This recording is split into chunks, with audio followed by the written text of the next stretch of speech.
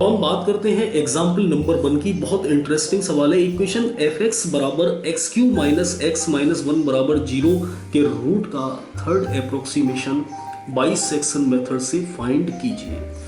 तो हम सबसे पहले इसको लेट कर लेंगे एफ एक्स के बराबर या गिवन कर लेंगे, ऑलरेडी एफ एक्स दिया हुआ है, ठीक है।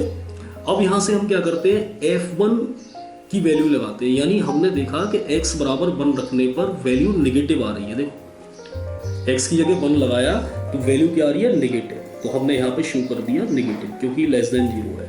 अब इसके बाद में 2 यानी 2 रखने पर देखते हैं कि वैल्यू पॉजिटिव आ रही है नहीं आ रही है।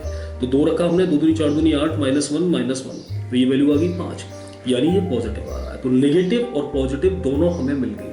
किस पर, x बराबर 1 पर ये निगेटिव है और x बराबर 2 पर ये पॉजिटिव है। तो 1 और 2 हमें वैल्यू मिल गई किसकी, a और b की। दूसरी चीज ये और देख लेते हैं, f1.f2 यानी -1 × 5। f1.f2 बराबर ये -5 आ रहा है जो कि निगेटिव आ रहा है, जो कि सही है। यानी बाइसेक्शन मेथड के अकॉर्डिंग ये सही है, ऐसा ही होना चाहिए। f1 × f2 बराबर -5 यानी लेस देन 0 यानी निगेटिव होना चाहिए। अब रूट 1 और 2 के बीच में होगा। अब हम रूट का फर्स्ट अप्रोक्सीमेशन निकालते हैं। x1 बराबर 1 + 2/2 3/2। हेयर a बराबर 1 b बराबर 2। नाउ fx1 बराबर f3/2 बराबर 3/2 का होल क्यूब -3/2 -1, यानी ये वैल्यू कैलकुलेट की 7/8 आई, जो कि 0 से बड़ी है, यानी इट इज पॉजिटिव। तो ये पॉजिटिव हमें मिली है। अब पॉजिटिव और नेगेटिव के बीच में, नेगेटिव कौन था हमारे पास, f1 पर नेगेटिव आ रहा था, यानी 1 पर आ रहा था तो f1 बराबर -1 था। तो ये नेगेटिव और पॉजिटिव के बीच में रूट होगा, यानी रूट 1 और 3/2 के बीच होगा। अब यहाँ देख लेते हैं f1.f3/2 लेस देन 0, ये भी है। अब हम बात करते हैं सेकंड अप्रोक्सीमेशन की। तो x2 बराबर 1 + 3/2/2 यानी 5/4। अब इस 5/4 को हम पुट करेंगे फंक्शन में।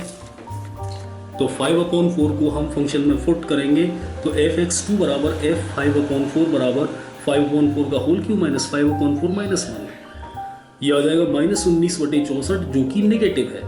नेगेटिव है तो नेगेटिव और पॉजिटिव के बीच में हमारा रूट है जो है हमारा क्या करेगा, रूट लाई करेगा। नेगेटिव और पॉजिटिव के बीच में होगा। नेगेटिव तो ये है ही हमारे पास f5/4 और पॉजिटिव कौन था, f3/2।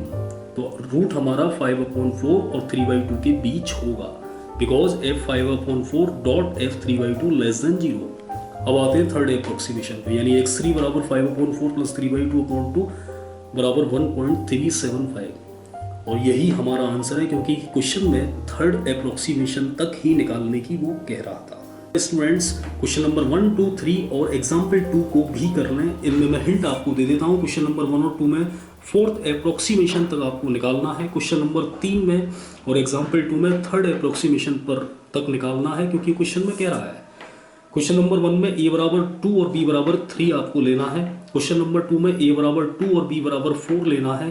क्वेश्चन नंबर 3 में a बराबर 1 b बराबर 4 लेना है। क्वेश्चन नंबर एग्जाम्पल 2 में a बराबर 1 और b बराबर 2 लेना है। बहुत ध्यान से करिएगा, बहुत इंटरेस्टिंग है।